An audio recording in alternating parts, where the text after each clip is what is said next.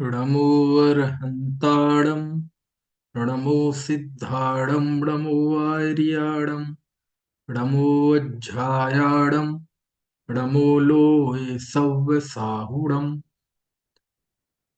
वन्दित्तु सव्यसिद्धे ध्रुवमचलमणोऽवं गतिं पत्ते वोच्छामि समय पाहुड नमो सुध केवली भणिदम्।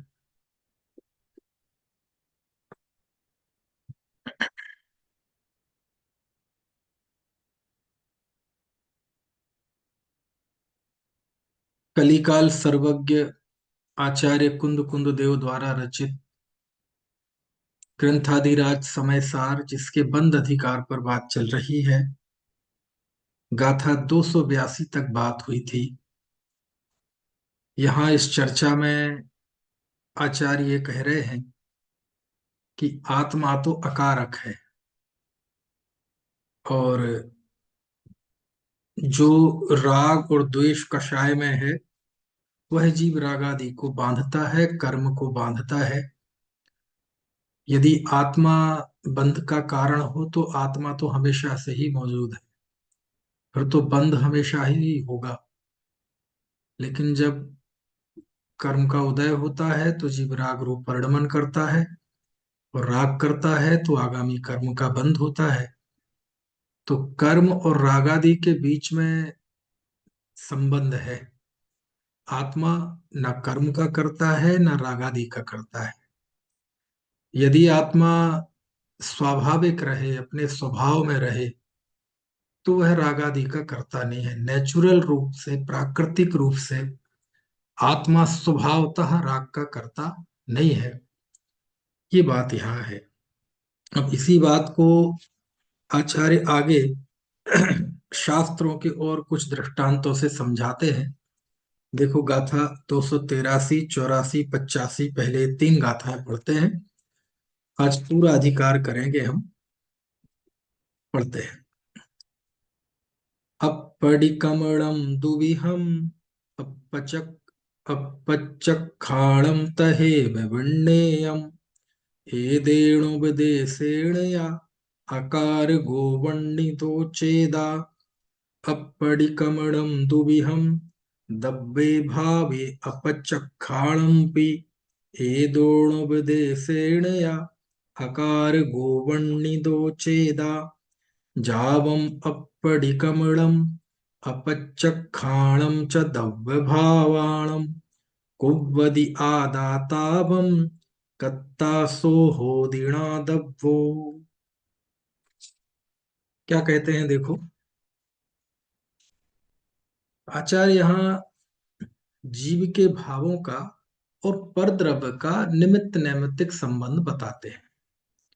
और उस निमित्त नैमित्तिक संबंध बताने में वो अपड़ी कमलम, अपड़ी अपचक्षाणम, इसका दृष्टांत देते हैं।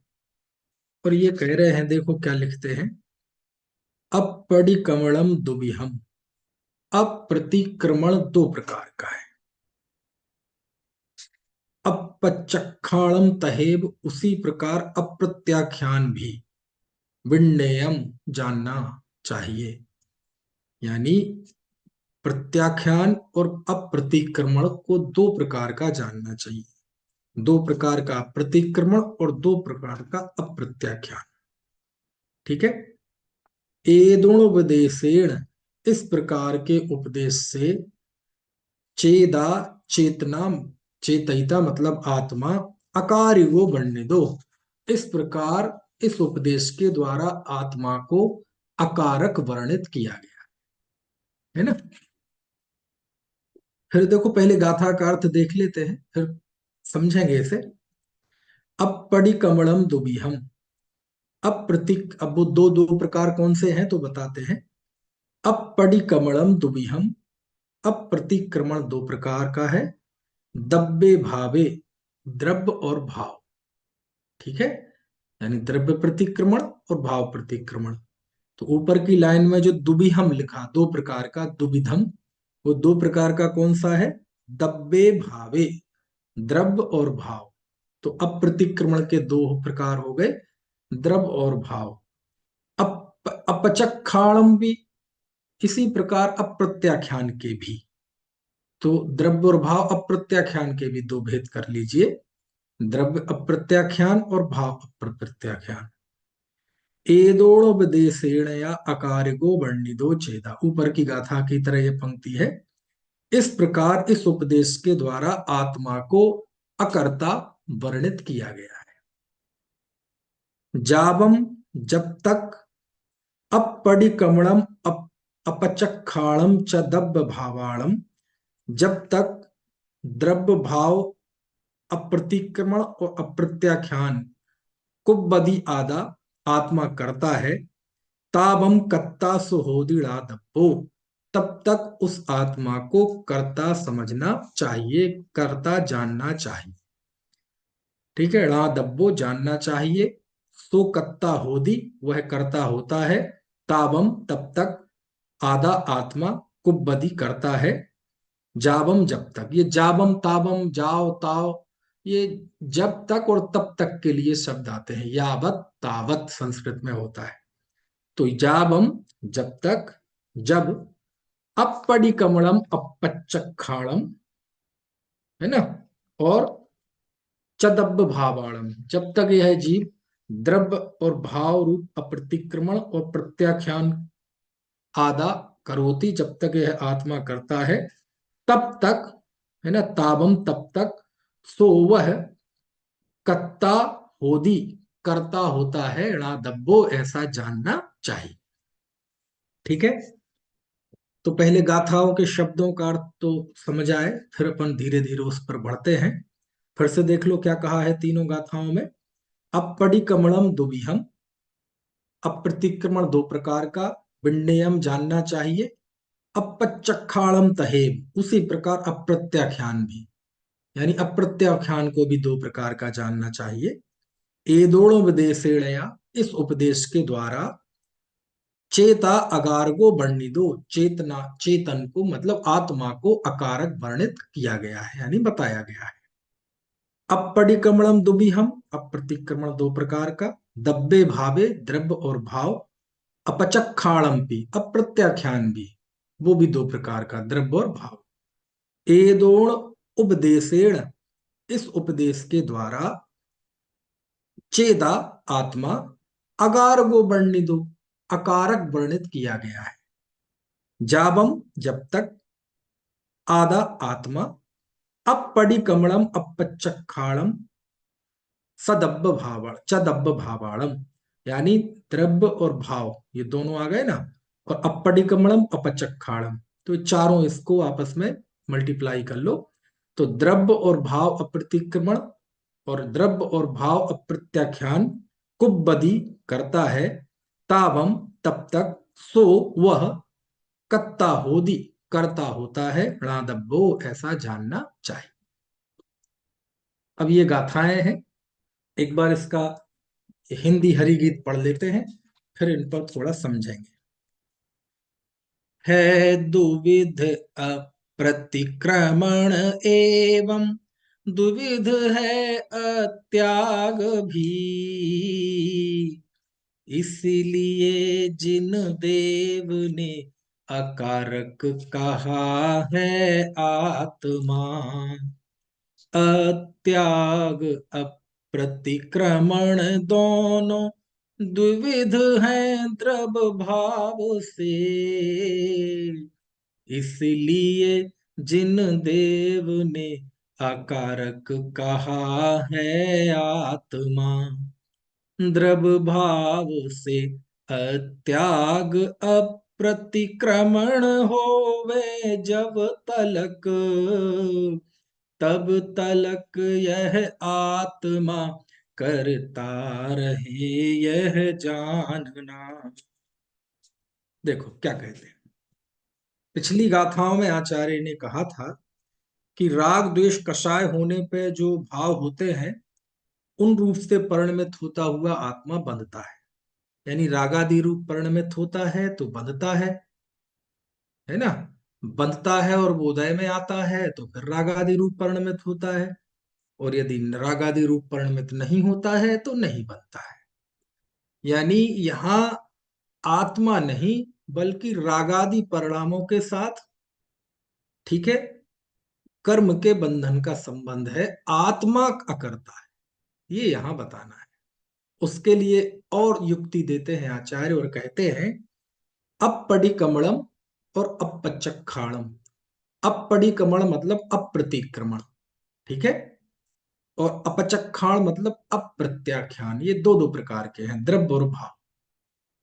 तो मुनि जीवन के षट आवश्यकों में ये दोनों ही हैं, प्रतिक्रमण और प्रत्याख्यान। और वो जहां नहीं हो, जिस जीव यदि वो उसका नहीं है तो उसी को कहते हैं अप्रतिक्रमण और प्रत्याख्यान। प्रतिक्रमण और प्रत्याख्यान ये मुनियों के आवश्यक है, ठीक है। षट आवश्यक है ना 28 मूल गुणों में।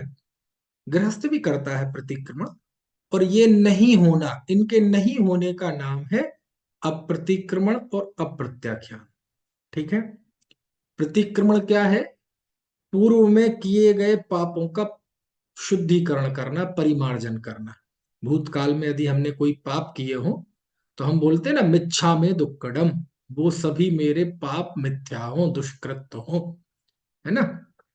मैंने एक इंद्रिय आदि प्राणी की यदि मैंने हिंसा की हो, है ना, शुद्ध हृदय से कहता हूं मैं दुष्कृत हो, है, दुष्कृत्य प्रभो, ऐसा है ना।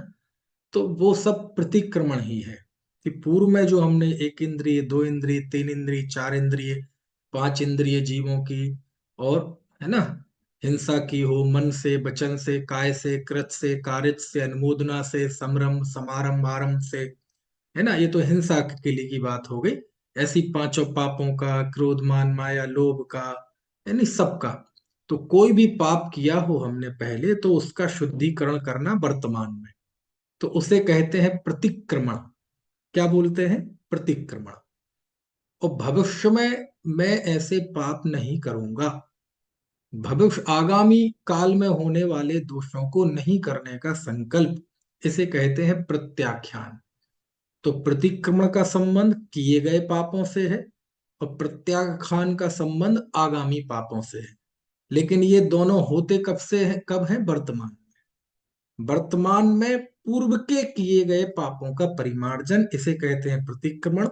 और वर्तमान में, भविष्य में, आगामी काल में पाप में नहीं करूंगा ऐसा जो परिणाम है, संकल्प, वो कहलाता है प्रत्याख्यान। और अप्रतिक्रमण और अप्रत्याख्यान क्या है? ये नहीं होना, पूर्व में किए गए पापों का परिमार्जन नहीं करना, ये अप्रतिक्रमण है, ठीक है। आगामी काल में होने वाले पापों का त्याग नहीं करना, ये अप्रत्याख्यान है। और ये तो कहते हैं कि इन्हीं से जीव जब प्रत्याख्यान करता है ना, तो उस प्रत्याख्यान का आलंबन कौन रहता है? जिनका प्रत्याख्यान किया गया है। मान लीजिए मन वचन काय से पंचेंद्रिय जीवों की कृतकारित अनुमोदना के द्वारा जो पाप हुए, तो प्रत्याख्यान, प्रतीक यानी पूर्व में जो पाप किया गया था उसमें भी किसके साथ निमित्त नैमित्तिक संबंध था? बाहर द्रव्यों के साथ, षटकाय के जीवों के साथ, ठीक है। अब प्रतिक्रमण, और हमने फिर प्रतिक्रमण प्रतिक्रमण कर दिया, यानी उनका त्याग कर दिया। तो उसमें भी षटकाय के जीवों की हिंसा का मैं त्याग करता हूं। तो ये जो प्रतिक्रमण आदि की चीजें हैं, अब प्रतिक्रमण प्रतिक्रमण, इसमें कोई ना कोई निमित्त बाहर का ही होता है, बाहरी आलंबन बनता है। कल्पना करो कि जीव अकेला है, केवल आत्मा है, इसका किसी के साथ कोई संबंध नहीं है, इसकी दृष्टि में कोई दूसरा द्रव्य है ही नहीं, तो प्रतिक्रमण और अप्रतिक्रमण की व्यवस्था ही नहीं बनेगी। क्यों? फिर पाप होंगे ही नहीं, और फिर पापों के त्याग रूप प्रतिक्रमण भी नहीं होगा, है ना। तो इस तरह से आचार्य कहते हैं कि आत्मा तो अकारक है। प्रतिक्रमण, अप्रतिक्रमण, इससे उल्टा क्या है? प्रतिक्रमण प्रत्याख्यान, और इससे उल्टा क्या है? अप्रतिक्रमण और अप्रत्याख्यान। फिर इस कहते हैं कि ये दो दो प्रकार के हैं, द्रव्य अप्रतिक्रमण और भाव अप्रतिक्रमण। द्रव्य प्रत्याख्यान और भाव प्रत्याख्यान। ये द्रव्य भाव क्या है? पूर्व में जो हमने पंचेंद्रिय के भोग अथवा पाप किए थे, ठीक है, उन पापों का स्मरण होना, ये है द्रव्य अप्रतिक्रमण। और पूर्व में जो हमने उनके प्रति रागादि भाव किए थे, उन राग भावों का स्मरण होना, ये है भाव अप्रतिक्रमण। है ना? क्या बढ़िया भोग थे, क्या बढ़िया पाप था, ऐसा याद करना। और फिर दूसरा, ओ क्या मजे किए थे हमने, अपने राग को भी याद करना। तो ये कहलाते हैं दोनों पूर्व में किए गई वस्तुओं के प्रति जो हमारा द्रव्य हिंसा है, द्रव्य असत्य है, द्रव्य चोरी है ना, उनका स्मरण करना, ये द्रव्य अप्रतिक्रमण।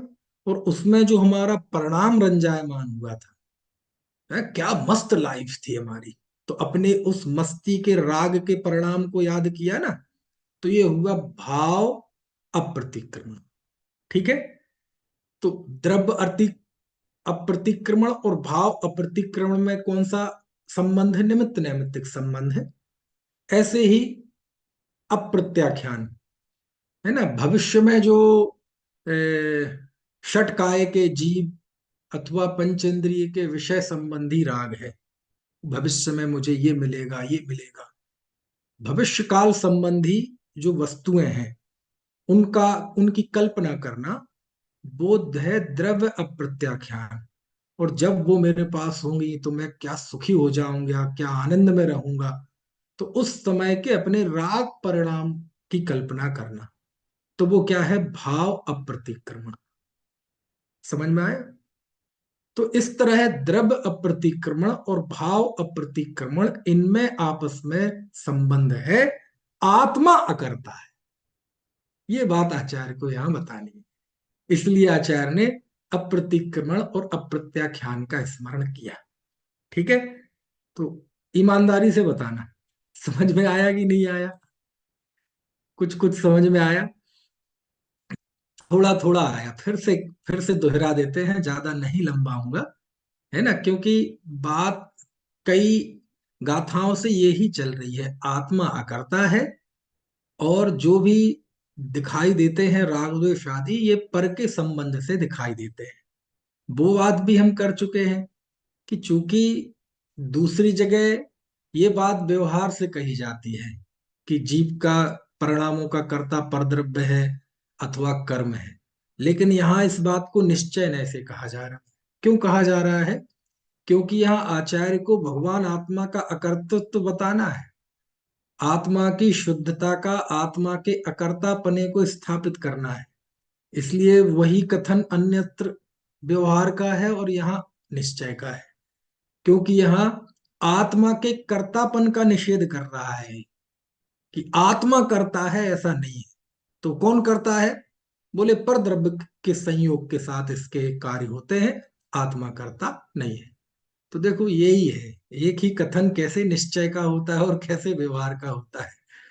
तो अब देखो, आमतौर पे जीव के राग का कर्ता परद्रव्य है, ऐसा कहेंगे तो हम एक लाइन से एक सिरे से सब कह देंगे ना, ये व्यवहार न्याय का कथन है कि जीव के राग का कर्ता कौन है? परद्रव्य है। एकदम हम व्यवहार न्याय का कथन कह देंगे। यहाँ वो निश्चय न्याय का कथन। क्यों? क्योंकि जीव हो और राग हो, ऐसा पक्का नहीं है।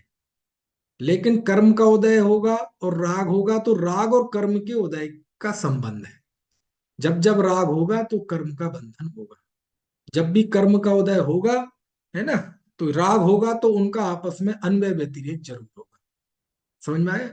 ऐसे ही प्रतिक्रमण अप्रतिक्रमण, द्रव्य अप्रतिक्रमण है तो भाव अप्रतिक्रमण है, भाव अप्रतिक्रमण है तो द्रव्य अप्रतिक्रमण है। हमने पूर्व के भोगे गए भोगों का स्मरण किया, तो भोगों का भी स्मरण किया और वो राग का भी स्मरण किया, तो दोनों बिल्कुल साथ साथ है ना।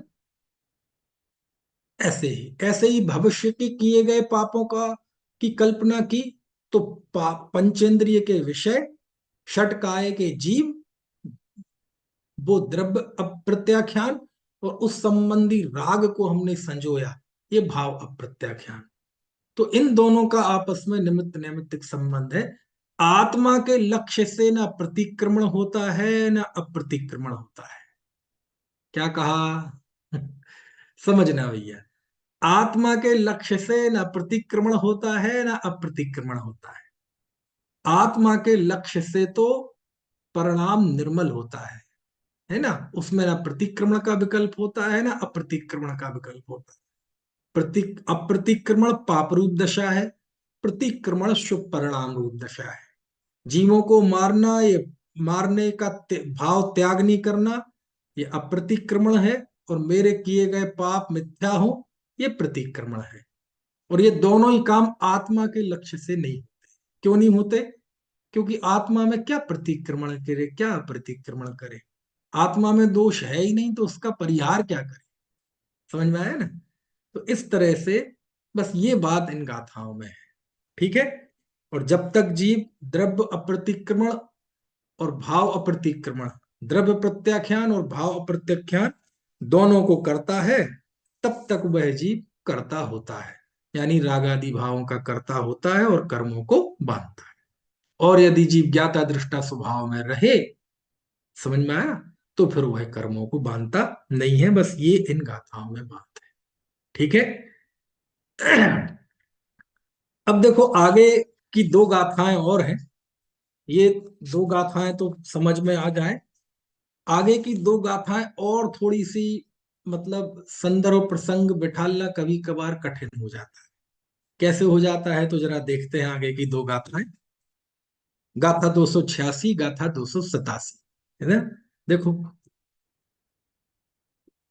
आधा कम्मा दिया पोगल दवस जे इमे दोसा, कहते कुव्वदिणाणी पर दव्य गुणा दुजेणिच्चम, आधा कम्मम औद्देश्यम च पोगलमयम इमं दव्वम, कहतं मम होदिकयम जमृच्च मचेदृणम बुत्तम। देखो, अब फिर से वही बात, जैसे यहाँ द्रव्य अप्रतिक्रमण और भाव अप्रतिक्रमण, द्रव्य अप्रत्याख्यान और भाव अप्रत्याख्यान में संबंध बताया है, निमित्त नैमित्तिक संबंध, है ना। आत्मा अकारक है, ऐसे ही यहां बताते हैं। कैसे बताते हैं, देखो क्या लिखते हैं। आधा कम्मा दिया, अधः कर्म आदि, ठीक है। आधर कर्म आदि पुद्गल दब्बस जे इमे दोषा, जो ये पुद्गल कर्म के दोष हैं, कहते कुब्बदिणाणी पर दब्ब गुणातु जेड़चम, कहते, है ना। पुद्गल द्रव्य के जो दोष हैं, है ना, जो उनको कहते, वह ज्ञानी कैसे करे, है ना, वह उन गुणों को कैसे करे। कहते कुब्बदी रानी, वह गुणों को कैसे करे। पर दब्ब गुणादु जेड़चम, जो कि पर द्रव्य के गुण हैं, उनको आत्मा कैसे करे। घबराना मत, अभी समझते हैं अधः कम आदि क्या होते हैं। अभी केवल आप गाथा का सरल अर्थ समझो कि अधः कर्म आदि जो यह पुद्गल द्रव्य के गुण है, उनको आत्मा कैसे करे, जो कि सदा पर द्रव्य के गुण है ना। और आधा कम्मम औद्देश्यम च पुग्गलमयम इमम दप्पम, जो आधा कर्म और औद्देशिक आदि कर्म है ना, ये सब पुद्गल द्रव्यमय है ना। पुद्गल द्रव्यमयम, पुग्गल द्रव्यमयम, पुद्गल द्रव्यमय है। कह तम मम होदि कयम, वह मेरे द्वारा किए हुए कैसे हो सकते हैं। जम मृच्छम अचेतनम बुत्तम, जिनको नित्य ही अचेतन कहा गया है। बुत्तम मतलब बताया गया है, नित्यम मतलब नित्यम, और आ जुड़ा हुआ है उसमें अचेदड़म, अचेतन कहा गया है। तो क्या हुआ दोनों गाथाओं का सरल अर्थ, कि अधा कर्म आदि जो ये पुद्गल द्रव्य के गुण हैं या दोष हैं, उनको आत्मा कैसे कर सकता है, जबकि वो तो नित्य ही पर द्रव्य के गुण हैं। इस तरह अधः कर्म और उद्देश्य आदि यह जो कर्म है, यह मेरा किया हुआ है, कैसे हो सकता है, जबकि ये तो नित्य ही अचेतन कहे गए हैं। यानी कुल मिला के ये है कि अधः कर्म उद्देश्य आदि कर्म है, ये पुद्गल कृत है, ये आत्मा के कार्य नहीं। ठीक है। अब समझो जरा, ये अधः कर्म क्या है और उद्देश्य कर्म क्या है, एक समस्या थोड़ी है। देखो, सबसे पहला लिखो अधः कर्म। ये दरअसल ये मुनिचर्या से संबंधित चीजें हैं सारी। प्रतिक्रमण, प्रत्याख्यान, है ना, उसी के निषेध परक थे, अप्रतिक्रमण अप्रत्याख्यान। अब जो इस गाथा में संबंध आया है, ये भी मुनिचर्या से संबंधित शब्द है। अधः कम और औद्देश्य लिखा ना 287 में, है ना। आधा कम तो दोनों ही में लिखा है, और उद्देश्यम ये अगली गाथा में लिखा। तो ये दो कर्म कौन से होते हैं, अधा कर्म यानी मुनिराज अधः कर्म के त्यागी होते हैं, और औद्देशिक के त्यागी होते हैं, है ना। अधः कर्म मतलब जो भी षट काय के जीवों की हिंसा पूर्वक जो कार्य होते हैं, वो कहलाता है अधः कर्म, है ना। जैसे भोजन बनाना, मकान बनाना, है ना, दुकान बनाना, कोई भी कार्य करना, ये कहलाते सब अधः कर्म, मुख्य रूप से भोजन के संबंध में। क्योंकि गृहस्थ और मुनि का ज्यादातर संबंध जो है आहार को लेकर है ना। चार प्रकार के दान में आहार दान की मुख्यता है ना, क्योंकि वो प्रतिदिन है ना। बाकी अब बसती का दान, शास्त्र दान, ये तो कभी कभार की बात है। तो चारों प्रकार के दान में आहार दान की मुख्यता है। तो मुनिराज पाप द्वारा किए हुए कार्यों को त्याग देते हैं, मन से, वचन से, काय से, कृत से, कार्य से, अनुमोदन से, सब तरह से। तो वो जो पाप करके जो चीज बनाई जाती है, उस पाप को ही कहते हैं अधः कर्म, है ना। ये जो हम चौके में झाड़ू लगाते हैं, है ना, आग जलाते हैं, भोजन बनाते हैं, घर की सफाई करते हैं, घर बनवाते हैं, चिनाई कराते हैं, है ना, लेंटर डलवाते हैं, लकड़ी का कार्य कराते हैं, साफ सफाई कराते हैं, झाड़ू पोंछा, ये सब अधा कर्म कहलाते हैं। ठीक है। अधः कर्म से जो वस्तु बनती है, वो भी अधः कर्म ही कहलाती है। और उद्देश्य क्या कहलाती है, कि जो किसी के उद्देश्य से बनाया जाए, वो कहलाता है उद्देश्य। जैसे मान लीजिए आपने अपने लिए भोजन बनाया, ठीक है, तो ये तो ठीक है, लेकिन आपने मेरे लिए भोजन बनाया, तो वो मेरे लिए हो गया औद्देशिक, उद्दिष्ट भोजन जिसे कहते हैं। तो ये तो उस उदाहरण के लिए, शास्त्र में यह बात है मुनि की, कि मुनि के उद्देश्य से यदि कोई भोजन बनाया जाता है, तो वो कहलाता है औद्देशिक भोजन, उद्दिष्ट भोजन। और जो मुनि होते हैं, वो अधः कर्म के भी त्यागी होते हैं और उद्दिष्ट भोजन के भी त्यागी होते हैं। समझ में आया ना। अब भोजन तो बनेगा तो वो अधः कर्म ही, समझ में आया। लेकिन यदि वो भोजन मुनि के लिए बनाया हो, तो फिर वो दो चीजें हो गई, वो अधः कर्म भी है और औद्देशिक भी है। समझ में आया ना। तो मुनिराज इन दोनों के त्यागी होते हैं। ना तो वो अधः कर्म करते हैं, और ना औद्देशिक भोजन को लेते हैं। अधः कर्म नहीं करते मतलब भोजन कहाँ बनाते हैं, समझ में आया ना। षटकाय न षटकाय जीव न हननते, छेड़ाला में है ना, वो छह काय के जीवों की हिंसा नहीं करते। तो अधः कर्म गृहस्थ तो करता है, लेकिन मुनि, और यदि मुनि के निमित्त से बने वो भोजन, तो भी उसे वह नहीं करते। तो मुनि के निमित्त यदि कोई भोजन बनाता है, कि मैं ये भोजन बना रहा हूं और मुनि को दूंगा, तो वो कहलाता है औद्देशिक। और ऐसे भोजन का मुनिराज त्याग करते हैं। ठीक है। तो भोजन है, तो भोजन के त्याग रूप भाव का भी त्याग है उनके। भोजन का त्याग है तो भोजन के राग का त्याग है, और भोजन का ग्रहण है तो भोजन के राग का ग्रहण। समझ में आया ना, बस ये यहाँ बताना है ना। षटकाय जीव की हिंसा है तो उसका पाप भाव भी, उसका राग भी है, और उनका त्याग है तो उसके राग का भी त्याग है। समझ में आया? यानी ग्रहण का और त्याग का संबंध दोनों काय से बैठा, परद्रव्य के साथ। तो परद्रव्य के साथ ग्रहण त्याग का, यानी पाप पुण्य का, यहाँ ग्रहण त्याग से मतलब शुभ अशुभ परिणाम का संबंध है, क्योंकि बंध तो शुभाशुभ भाव से ही होता है ना। निश्चय जो त्याग है उससे तो बंध होता नहीं। तो बस यही यहाँ बताना है कि इस तरह अधा कर्म आदि जो है या औद्देश्य कर्म आदि है, ये तो पुद्गल की अवस्था है। और इसी पुद्गल द्रव्य के साथ जीव के राग अथवा प्रशस्त शुभ अशुभ राग का संबंध है। और मैं तो आत्मा हूं, इसलिए जब मैं परद्रव्य रूप नहीं होता तो फिर मैं राग रूप भी नहीं होता, क्योंकि राग का और परद्रव्य का निमित्त नैमित्तिक संबंध है, आत्मा के साथ उसका वैसा संबंध नहीं है ना। तो हमेशा हमें वो छठवीं गाथा के भावार्थ में लिखी हुई पंक्ति याद आती है, पंडित जयचंद जी छावड़ा की, पढ़वाई थी ना एक दिन। छठवीं गाथा की जो टीका है उसके भावार्थ जो है छठवीं गाथा, सबसे शुरुआत में हमने पढ़ी थी ना। तो छठवीं गाथा की जो भावार्थ है उसमें पंडित जी जयचंद जी ने पहली ही लाइन गजब लिखी।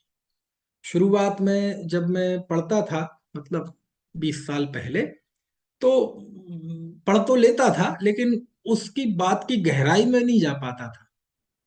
और ये भी लगता था कि यार, हम तो ये कहते हैं कि दो द्रव्य आपस में मिलते नहीं हैं, दो पदार्थ आपस में मिलते नहीं हैं दोनों, ये सब बातें, लेकिन कितने पहलू होते हैं किसी बात के। तो देखो छठवीं गाथा के भावार्थ में पंडित जयचंद जी ने पहली लाइन क्या लिखी।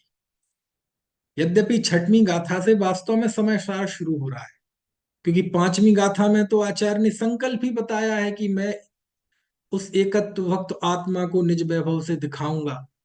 तो पांचवी गाथा में तो अभी अपना विजन क्लियर किया है कि मैं क्या बताऊंगा, और फिर छठवीं गाथा से बताना शुरू किया।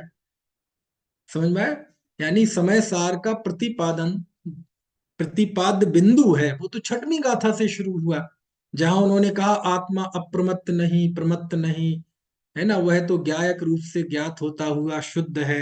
रवि होदि अपमत्तो ड़पमत्तो जान गो दुजो भावो, एवं भड़ंति शुद्धम णादो जो सोदु सोचे। अब मैं इसलिए बता रहा हूं कि आपको वो सब चीजें दिमाग में ताजी हो जाए। तो छठवीं गाथा से ग्रंथ शुरू हुआ है, और ये ग्रंथ निश्चय नय की प्रधानता का है कि व्यवहार नय की प्रधानता का? निश्चय नय की प्रधानता का है। इसमें व्यवहार का निषेध किया गया है। यद्यपि निश्चय का एकांती होने के लिए बार बार सावधान किया है आचार्य ने, लेकिन मुख्य विषय इसका व्यवहार का निषेध करके पारमार्थिक धर्म को उपस्थित करना है, ये समय सा। अब छठवीं गाथा से समय सार शुरू होता है एक तरह से, तो स्वाभाविक है इसका भावार्थ भी सही मायनों में यहीं से शुरू होता है, मतलब उस लिहाज से। तो छठवीं गाथा से ग्रंथ एक तरह से शुरू होता है, और उसके भावार्थ की पहली पंक्ति पंडित जयचंद जी क्या लिखते हैं? अशुद्धता पर द्रव्य के संयोग से आती है। समझ में आया ना? अब देखो क्या कमाल है, गाथा में बताया है इस प्रकार, है ना, ज्ञायक रूप से ज्ञात होता हुआ वह तो शुद्ध है, ज्ञायक ही है। आचार्य ने कहा था मैं शुद्धात्मा दिखाऊं, है ना, एकत्व विभक्त दिखाऊंगा, और दिखा दिया। और भावार्थ लिखते हैं तो पहली पंक्ति क्या लिखते हैं? अशुद्धता पर द्रव्य के संयोग से आती है। अरे बात शुद्धता की करो ना, गाथा में तो शुद्धता की बात है। कुछ बात समझ में आ रही कि नहीं? तो भैया शुद्ध कहता ही इसलिए पड़ता है क्योंकि अशुद्धता दुनिया में है। समझ में आए ना? किसी चीज का निषेध करना है, करते हैं, तो उससे उस चीज का अस्तित्व सिद्ध हो जाता है। कैसे? मैं आपके घर में आऊं, आप मेरे घर में आए, और आपके अंदर आते ही मैं कुछ पीछे हाथ में छिपाने लगूं। आप बोले क्या है क्या है, मैं कहूंगा कुछ नहीं है कुछ नहीं है कुछ नहीं, कुछ नहीं है, तो फिर पीछे छिपाने की जरूरत क्यों पड़ी? इसका मतलब कुछ ना कुछ तो है, नहीं तो शांत बैठे रहते। तो आत्मा को शुद्ध कहने की जरूरत क्यों, आत्मा अप्रमत्त नहीं, प्रमत्त नहीं, ऐसा कहने की जरूरत क्यों पड़ रही है? इसका मतलब कहीं ना कहीं कुछ ना कुछ है। ऐसा कहने की जरूरत क्यों पड़ रही है, मैं सुखी दुखी मैं रंग राव, मेरे धन ग्रह के उधन प्रभाव? क्योंकि अनादिकाल से यही मानता है। समझ में आया ना? ऐसा क्यों बताना पड़ रहा है कि जड़ चेतन की सब परिणति प्रभु अपने अपने में होती है? क्योंकि मानता नहीं है, ये बात भी सत्य है। यदि ये बात सत्य नहीं होती तो ये कथन भी सत्य नहीं होता। अशुद्धता सत्य नहीं होती तो शुद्धता भी सत्य नहीं होती। समझ में आया ना? तो टीकाकार भावार्थकार की यही खूबसूरती होती है कि बात गाथा में शुद्धता की है, लेकिन वो शुरुआत काय से करते हैं, अशुद्धता से करते हैं। क्योंकि शुद्धता बतानी है, और शुद्धता बताने के लिए पहले अशुद्धता बताना जरूरी है। और उन्होंने अशुद्धता नहीं बल्कि अशुद्धता के कारण बताने शुरुआत की, पंडित जयचंद जी ने, कि अशुद्धता पर द्रव्य के संयोग से आती है। फिर देखो आगे क्या लिखते हैं, उसमें मूल द्रव्य तो अन्य द्रव्य रूप नहीं होता, मात्र पर द्रव्य के निमित्त से अवस्था मलिन हो जाती है। समझ में आया ना? अब मैं आगे नहीं पढ़ रहा हूं, मैं केवल ये बताने वाला, ये बात बताने के लिए कहा कि भाई, द्रव्य अपने आप में है तो शुद्ध है, छह द्रव्य अपने आप में है तो शुद्ध है, धर्म द्रव्य अपने आप में है तो अशुद्धता का कोई प्रश्न ही नहीं है। आकाश काल अधर्म द्रव्य अपने आप में है तो अशुद्धता का कोई प्रश्न नहीं है। केवल दो ही द्रव्यों को पड़ी है, कौन कौन? एक जीव और एक पुद्गल। और पुद्गल भी, पुद्गल में क्या अशुद्धता होगी? और पुद्गल में कोई अशुद्धता होगी तो उससे सुख दुख ही तो उसे नहीं होता, उसे शुद्ध अशुद्धता के ये सारे फितूर किसके दिमाग में है? मत जीव के दिमाग में है। समझ में आया ना? तो पुद्गल तो परमाणु और परमाणु बंध जाए, स्कंद भी हो जाए तो उसको कोई फर्क नहीं पड़ता। सारी उठापटक जीव के अंदर है। तो जीव यदि जैसे धर्म द्रव्य अधर्म द्रव्य आकाश द्रव्य काल द्रव्य अपने स्वभाव में रहे तो वो भी शुद्ध है। अशुद्धता होती कहाँ है? बस पर का संयोग हुआ। संयोग मतलब, संयोग मतलब फिजिकली नहीं, क्योंकि फिजिकली तो धर्म अधर्म आकाश छहों द्रव्य आपस में मिले हुए हैं। एक भी द्रव्य ऐसा स्वतंत्र नहीं है कि अलग बैठा हो कहीं। इस 343 घन राजू प्रमाण लोक में छहों द्रव्य ठसा ठस भरे हैं। जहां मैं हूं वहां पुद्गल तो दिख ही रहा है, धर्म द्रव्य भी है, यहाँ अधर्म द्रव्य भी है, आकाश द्रव्य भी है, काल द्रव्य भी है।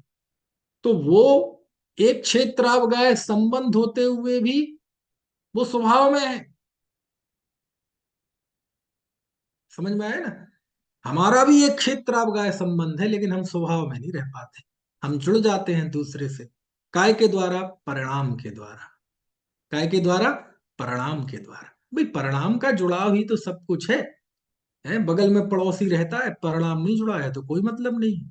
और जिससे परिणाम जुड़ा है वो 7 समंदर पार किसी अमेरिका के शहर में अपना बेटा हो तो परिणाम जुड़ा है। तो परिणाम जुड़ा है तो जुड़े हुए हैं, भले ही उसे साल 2 साल से देखा ना हो। आजकल मोबाइल चल गए, अन्यथा बातचीत भी ना की, लेकिन जुड़े हुए हैं। समझ में आया ना? और घर में ही दो भाई हैं, उनमें बंटवारा हो जाए, दीवार बीच में खड़ी हो जाए, तो ऐसा परिणाम टूटता है कि एक ही छत के नीचे रहते हैं और पता चले सालों साल बातचीत ना हो। और मृत्यु भी हो जाए तो सामने से अर्थी निकल जाए और व्यक्ति अखबार पढ़ता रहे। समझ में आया? तो सारे द्रव्य जो हैं जीव के अलावा, वो फिजिकली तो सबके साथ उनका एक क्षेत्रावगाय संबंध है, लेकिन उनके अंदर परिणाम नहीं है कि वो जुड़ सके। लेकिन जीव अकेला ऐसा है कि इसका एक क्षेत्रावगाय संबंध तो है ही, लेकिन ये परिणामों के स्तर पे जुड़ जाता है। समझ में आया? और यदि ना जुड़े, बस इसी का नाम है परद्रव्य के संयोग से अशुद्धता आती है। संयोग मतलब एक क्षेत्रावगाय संबंध नहीं तो सारे द्रव्य शुद्ध हो जाएंगे। पर द्रव्य के संयोग से यानी पर द्रव्य का संयोग होना। संयोग होना मतलब पर द्रव्य के साथ जीव का परिणाम जुड़ना, अन्यथा सारे द्रव्य शुद्ध हो जाएंगे। अब ये परिणाम जीव करता है और धर्म द्रव्य आदि नहीं करते, इसलिए वो शुद्ध नहीं होते। समझ में आया ना? अब धर्म द्रव्य तो देखो अकेला हम तो यही हैं, हम तो एक हैं, यही है हमारे, हम तो आत्मा के प्रदेश इस शरीर के बाहर भी नहीं है, उस कमरे भी नहीं है। धर्म द्रव्य तो तीन लोक में फैला है ना, लेकिन उसका परिणाम नहीं जुड़ा किसी से। समझ में आया ना? है, आकाश तो इस लोकाकाश से भी अनंत गुना है ना, लेकिन उसका परिणाम नहीं जुड़ा किसी से। और हम इतनी सी अनंत आकाश के बीच में 343 घन राजू प्रमाण, ये लोक है। लोक के बीच में 1 लाख है ना योजन प्रमाण, ये जम्बू द्वीप है। जम्बू द्वीप में छोटा सा भरत क्षेत्र है, भरत क्षेत्र में आर्यखंड है, आर्यखंड में भारत नाम का देश है, उत्तर प्रदेश है। मैं अपनी अपेक्षा से कहूँ, आप अलग अलग देश प्रदेश वाले हैं।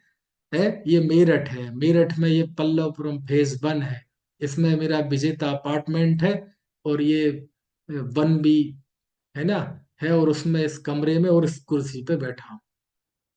यानी 3 लोग के बीच में मेरा शेयर इतना है, और मेरे में भी मैं कहाँ बैठा हूं? जो बैठा तो शरीर है, ये अनंत पुद्गल परमाणु है, इसको भी निकाल दो। समझ में आया ना? अब इसमें भी देखो ना, जहां मैं हूं वहां अनंत पुद्गल द्रव्य है, अनंत जीव भी है, त्रस स्थावर सब है, सम्मूढ़ क्षण है इस पूरे शरीर में, अनंत निगोदी अजीब है इस शरीर में, अनंत पुद्गल है, धर्म अधर्म आकाश काल तो है ही। यानी अनंतों द्रव्यों का पिंड, ये जो हमारी पर्याय है, इसमें मेरा शेयर कितना है? केवल एक। मैं मारुति कंपनी का एक शेयर लूं और जाके मारुति कंपनी के बाहर खड़ा हो जाऊं और उस गेट कीपर से कहूंगा सल्यूट मार मुझे, मैं अंदर जाऊंगा तो वो रोकेगा नहीं। बोले एक पार्टनर हूं मैं। क्या पार्टनर हूं? मैंने मारुति कंपनी का एक शेयर ले रखा है। समझ में आया ना? तेरे जैसे लाखों हैं। समझ में आया ना? यानी इतनी बड़ी मारुति कंपनी का एक शेयर लेके वो कंपनी का मालिक समझता है, तो पागल कहा जाएगा नहीं। समझ में आया? अरे बेटे, कुछ ऊंच नीच होगी तो सरकार का नोटिस मारुति कंपनी के मालिक पे जाएगा, तुम्हारे पे नहीं जाएगा।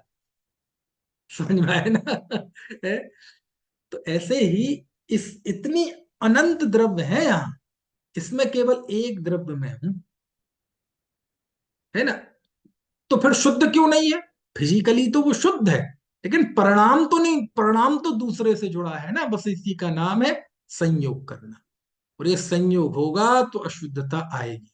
कहाँ अशुद्धता आएगी? जहां संयोग होगा वहीं अशुद्धता आएगी।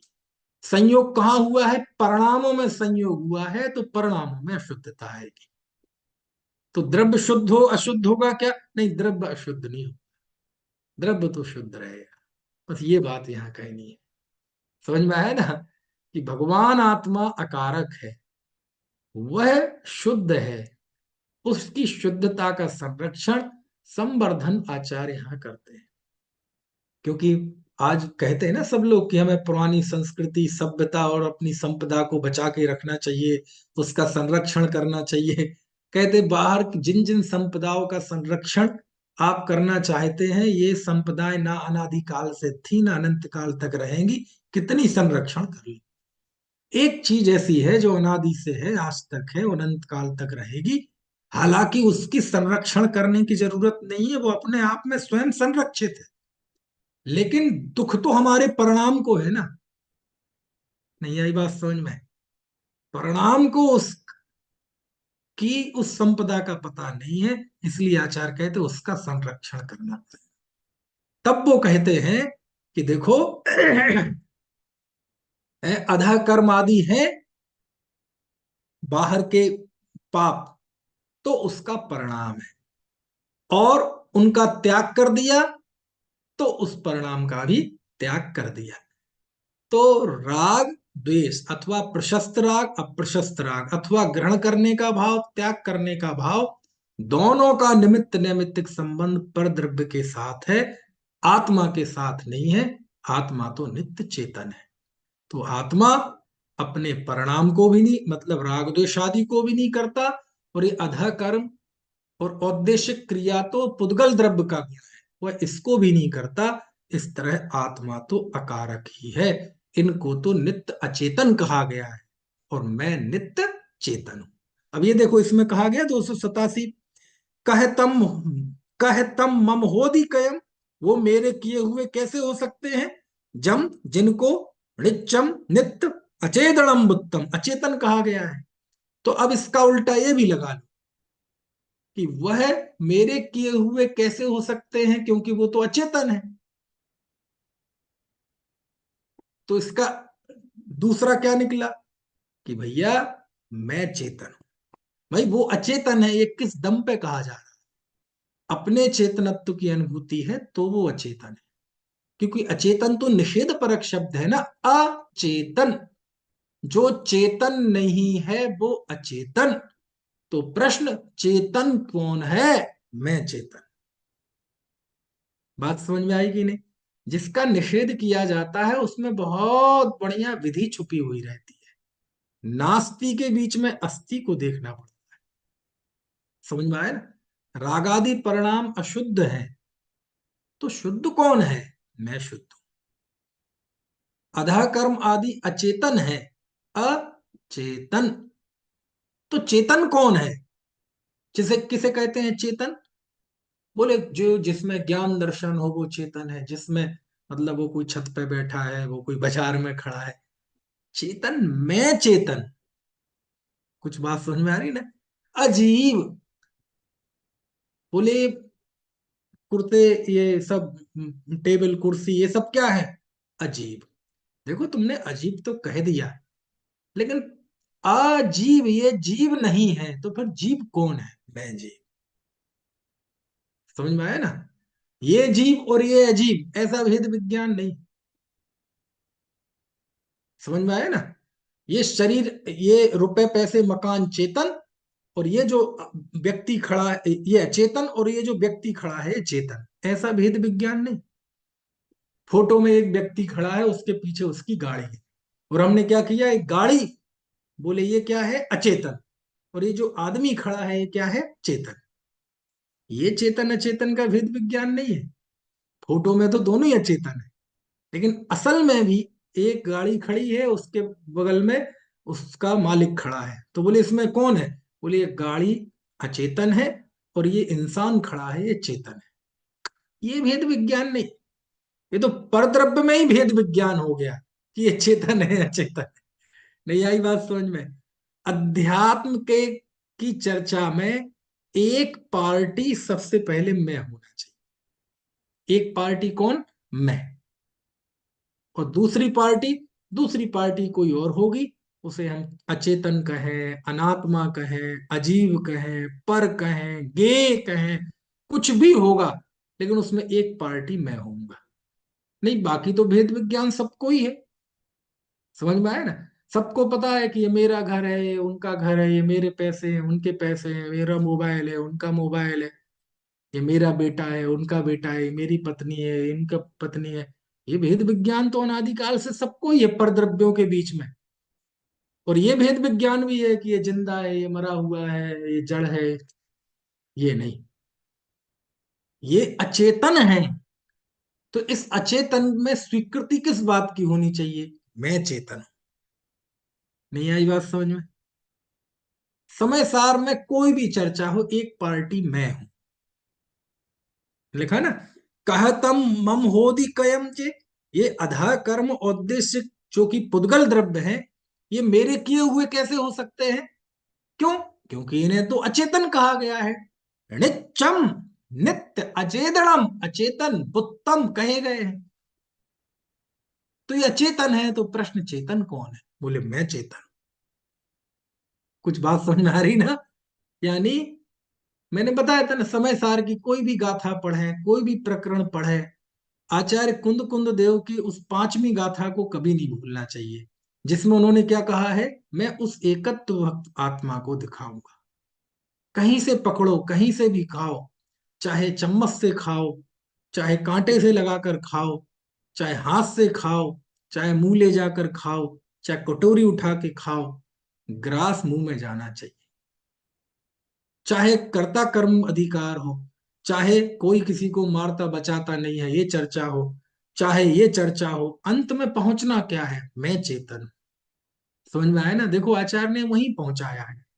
अब वो समझा जाता है कि भैया ये मेरे कैसे किए हुए हो सकते हैं, क्यों? क्योंकि उनको तो नित्य अचेतन कहा है। तो अचेतन कहा है, ऐसा कहते ही पहले इस बात की स्वीकृति है कि मैं चेतन हूं। कुछ बात समझ में आ रही कि नहीं? ये मेरा नहीं है, इसका मतलब तुम्हें ये पहचान है कि मेरा क्या है।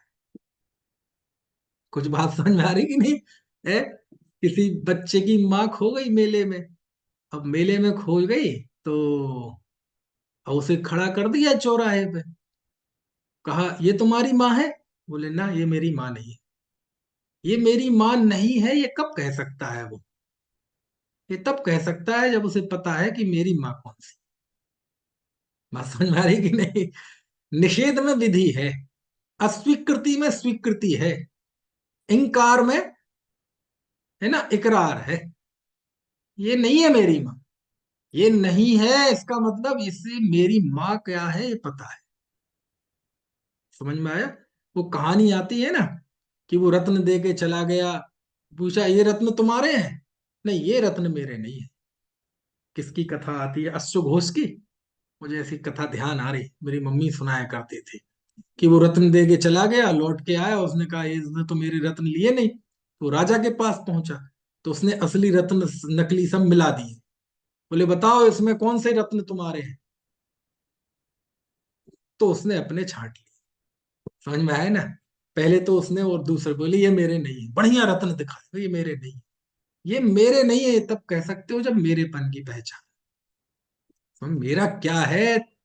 ये पर है। ये पर कहते ही ये सिद्ध हो गया कि ये मैं कौन हूं। क्योंकि स्व पर स्व, अपना, पराया, आत्मा, अनात्मा, है ना? तो देखो, इस अधिकार की आखिरी पंक्ति क्या है?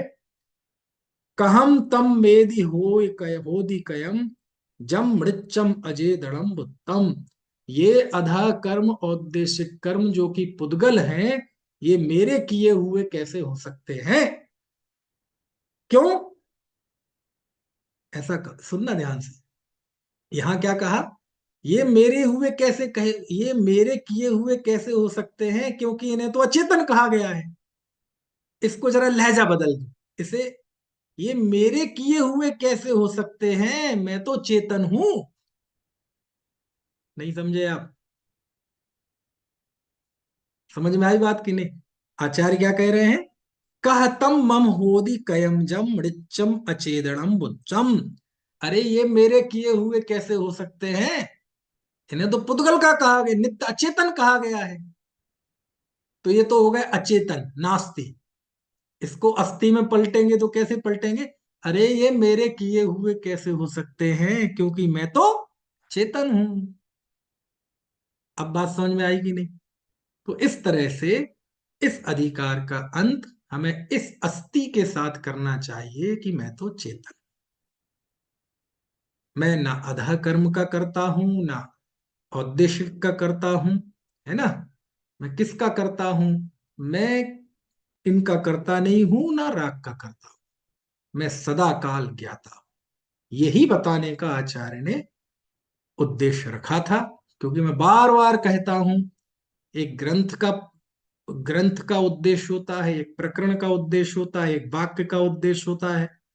और जब ये तीनों एक लाइन में आ जाए तब मजा आता है। ग्रंथ का उद्देश्य है मैं आत्मा दिखाऊंगा। समझ में आए ना? तो गाथा अब कहेंगे, आज आप कहते तो हैं कि हर गाथा में इस बात का ध्यान रखना चाहिए कि आत्मा दिख रहा है। दिखे कैसे? अरे दिख रहा है इसमें, देखो। कहतम मम होदि कयम जेड़िच्चम अचेतनम बुत्तम। वह मेरे किए हुए कैसे हो सकते हैं? वो तो नित्य अचेतन कहे गए हैं। ये कौन कह सकता है कि अचेतन कहे गए हैं? अपनी चेतना का बोध हो तो ये अचेतन है। समझ में आया ना? है ऐसा है। ठीक है। इस तरह से यहां आकर आचार्य ने इस बात को भली भांति स्थापित कर दिया कि आत्मा अकारक है, इसलिए कर्ता बुद्धि छोड़नी चाहिए। शुरुआत में ही मैंने कहा था कि कुंद कुंद देव आत्मानुभूति में सबसे बड़ी बाधा यदि कोई देखते हैं तो वो देखते हैं कर्ता बुद्धि को। कौन सी बुद्धि? कर्ता बुद्धि को वो सबसे बड़ी बाधा के रूप में देखते हैं। क्योंकि कर्ता कर्म अधिकार की 76 गाथाएं है ना। सर्व शुद्ध ज्ञान अधिकार आएगा अभी 108 गाथाएं, यानी 184 गाथाएं। और बंद अधिकार की 51 गाथाएं। ये सारी गाथाएं मिलके, जिनका हिस्सा समय सार का 55% से भी ज्यादा है, ये सारी गाथाएं मिलके कर्ता बुद्धि पे चोट करती है। और यहां आकर भी आचार्य ने यही संदेश दिया कि आत्मा अकर्ता है। राग रूप परिणाम कब होते हैं जी? पर के साथ जुड़ता है तो होते हैं। तो क्या करें? अपने स्वभाव में रहो। अकर्ता स्वभाव में रहो तो संसार नहीं होगा, क्लेश नहीं होगा, परिणमन नहीं होगा, सांसारिक दुख भी नहीं होगा। समझ में आया? ये बात आचार्य यहाँ कहते हैं। अब कल से हम मोक्ष अधिकार पढ़ेंगे। बंद अधिकार यहाँ पूरा हुआ। मोक्ष अधिकार गाथा 200 है ना 88 से प्रारंभ होता है। और मेरे समझ से पिछले बार जब चला था, हाँ मोक्ष अधिकार हो गया था। मोक्ष अधिकार हो गया था ये। एक बार पहले ये समय सार चल चुका है पूरा। सर्व शुद्ध ज्ञान अधिकार रह गया था 307 गाथा तक, है ना। तो वो चूंकि उस समय ये ऑनलाइन व्यवस्था नहीं थी, हालांकि यूट्यूब पे है सब, तब से लेके पूरे मोक्ष अधिकार तक के व्याख्यान हैं पुराने। लेकिन वो ऑनलाइन नहीं थे, मतलब यहाँ होते थे, उसे रिकॉर्ड करके फिर डाल देते थे, है ना। लेकिन है वो मोक्ष अधिकार तक हो चुके थे, तो वहां तक भी नहीं पहुंचे अभी। तो अब ये 288 गाथा से लेके 307 गाथा तक अब ये मोक्ष अधिकार कल चलेगा। अभी की बात पूरी होती है।